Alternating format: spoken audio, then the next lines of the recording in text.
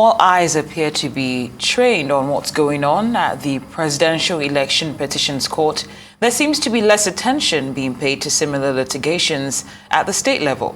In Delta State, a former junior minister, Kenneth Gbagi, ran for governor on the platform of the Social Democratic Party, but came just short of victory.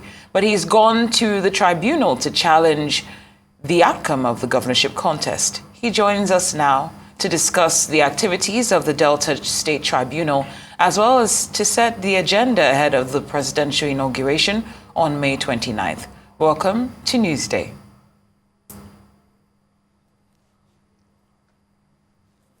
Good afternoon, Mr. Gbagi. Good afternoon. Thank you for joining us. Thank you very much for having me. It's a pleasure. Thank you for making time to be here as well. Can you tell us about the content of your petition that's before the tribunal?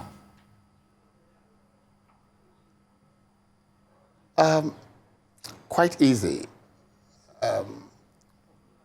We have filed a petition to the Delta State Electoral Tribunal cataloging the issues we believe had gone wrong with the entire election and where we are today.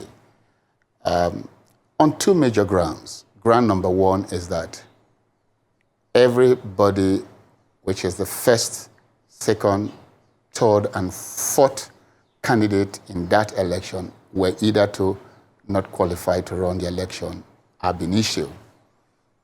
So we had approached the court, the tribunal, to say, yes, they contested the election, but they were not supposed to be candidate for election. They did not qualify to contest. They never did. On a second leg of the petition, we had said, should they, which of course is what INEC had agreed to, and everybody had said that yes, there was misbehavior, there was act against the law and the Electoral Act. If that is the case, our second ground and leg is to say, disqualify all these four other persons having violated fraudulently, perjuriously from contesting the election, and let those of us who are qualified left to go for the election as contained in the relevant electoral laws that set up the election. So if you ask me, very well put, and I'm quite happy because having filed our petitions, they have replied, and all their replies seem to agree with our petitions, that they were not qualified. The facts are there for everybody to see.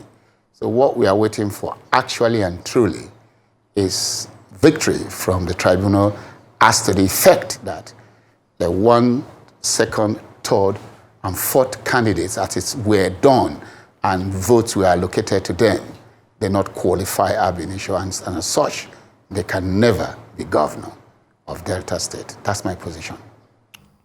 All right. Curious as it seems, looking at it closely, let's talk about your party, the SDP, because about 2 weeks ago, there are talks that the SDP had actually dumped your case because the chairman of the party, Mr. Oborevwori, disclosed this when he actually led other executive members and stakeholders of the party to pay a congratulatory visit to the state governor-elect, talking about Oborevwori. And you look at this and you say, your party seems to have actually left you out in the cold at the moment. What do you have to say to that? Thank you very much for raising the issues. Oborevwori, first and foremost, is not a member of the SDP. He was a mole, as he has himself said, that in the last 3 years he's been one agent of the PDP, so he was never. But the party has acted very swiftly by suspending him, dismissing him from the party, and all those co-agents of theirs who were moles as planted. In politics, you see a lot of things.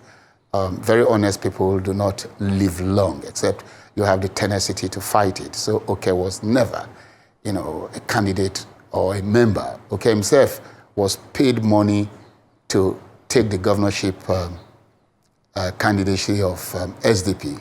In the last 10 years, as you know, this uneducated fellow has held purposes of using it as a trade tool with government in power to make little money. But, okay, it's now history, okay, has been dismissed. He went further, very dubiously, to appoint one of his cronies and that of Okowa as a lawyer, whose lawyer filed a petition for withdrawal. And as you know, the lawyer himself ran away with those papers from court. His petition has been dismissed. Illegality, as you know, has become the order of the day for criminals. But were you to have your facts and ready to pursue them, the end of it is a good news. That lawyer has, the petition has been thrown out. Okay, himself is on the run. He's been dismissed from the party with his cohorts, haven't been discovered to be a mole.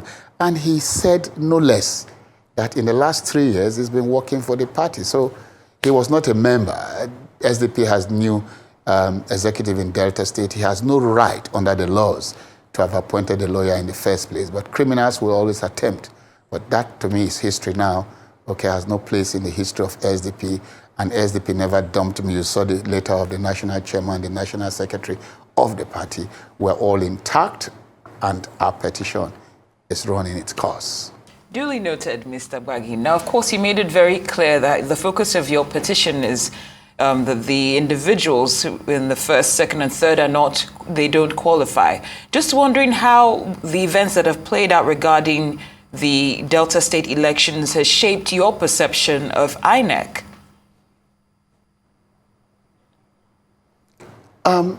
Put it this way, I'm extremely pleased with INEC. If you saw the response of INEC, INEC had agreed that, number one, there was incursions against the Electoral Act, that they did not transmit the electoral result through the results from ward collation levels to local government levels, then to the state. By that singular acceptance and act, they have agreed that the election did not meet the electoral laws and guidelines for that election. What are the various options? That's why I have prayer too. So INEC haven't agreed. That, of course, leveled the case of PDP candidate. That, of course, he has nothing to stand on, because INEC himself, that is the umpire of the election, says, yes, we acted against the Electoral Act. We did not transmit beavers, we did not transmit result. If that stands, one of the second prayer we have, other than the fact that they are not qualified. If you go on a relay race, you are found to have taken dope. If you have 10 people on that race, 1, 2, 3 to 7 had doped, and they had come in that order as winners. The 8th person that did not, come out as somebody who had taken dope and had done the relay race by himself is the winner. So in this case, two things INEC had said, I've seen. We committed an infraction. We conducted the election outside the Electoral Act by not transmitting the result, one.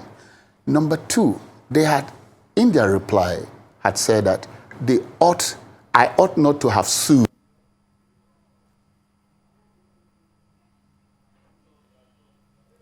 I would have thought that INEC should have read the Electoral Act very well.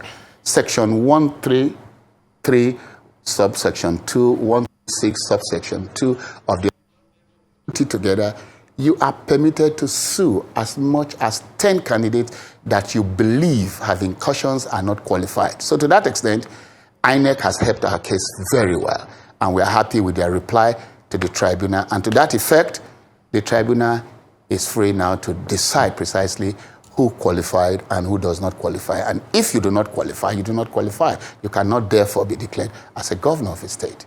That is our position. In any case, should the wise, they will disqualify PDP, APC, Gbagi, and Labour Party, haven't presented candidates that ab initio are not qualified to have conducted the election. And what will be left?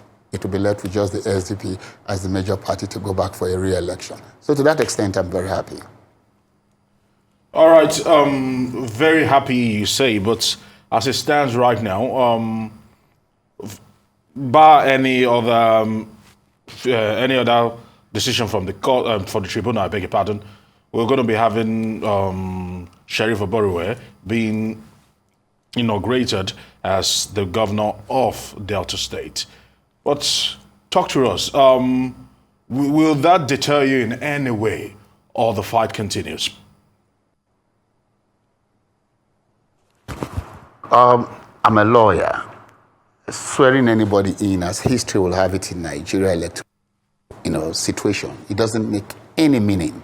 In fact, what Sheriff is enjoying is a temporary weeks or days of smelling or putting on the toga or uniform of a governor, but law being what it is, it will not stand the test of time.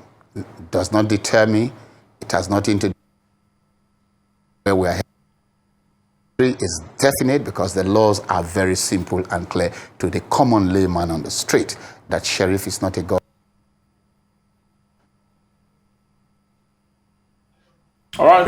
Of, what I call nothing. All right, Oborevwori, Kenneth, Gbagi, I want to say thank you very much for your time here on News.